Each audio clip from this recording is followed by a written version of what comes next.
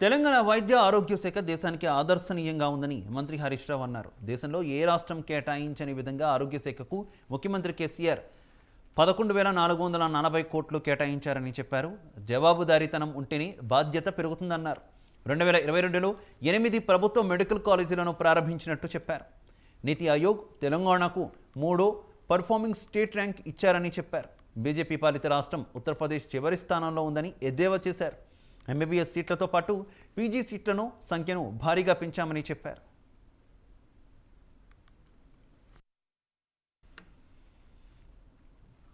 ఈ దేశంలో అత్యున్నతమైన సంస్థ అయిన నీతి ఆయోగ్ తెలంగాణకు 3rd పర్ఫార్మింగ్ స్టేట్గా మనకు అవార్డు ఇవ్వడం జరిగింది.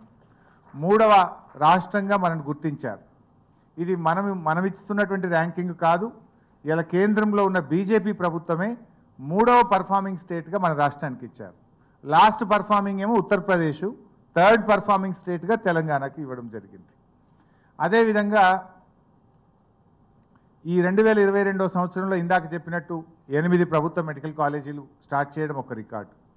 ఎంఎంఆర్ మదర్ మోర్టాలిటీ రేట్ కూడా మనము 56 నుంచి 43కు తగ్గించి దేశంలో 3వ స్థానంలో నిలిచాం.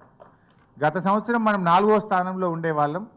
అక్కడ మనం మెరుగైనటువంటి పనితీరును ప్రదర్శించి మదర్ మోర్టాలిటీ రేట్ను తగ్గించి 4వ స్థానం నుంచి 2022లో 3వ స్థానంలో తెలంగాణ రాష్ట్రం ఏర్పడడం జరిగింది.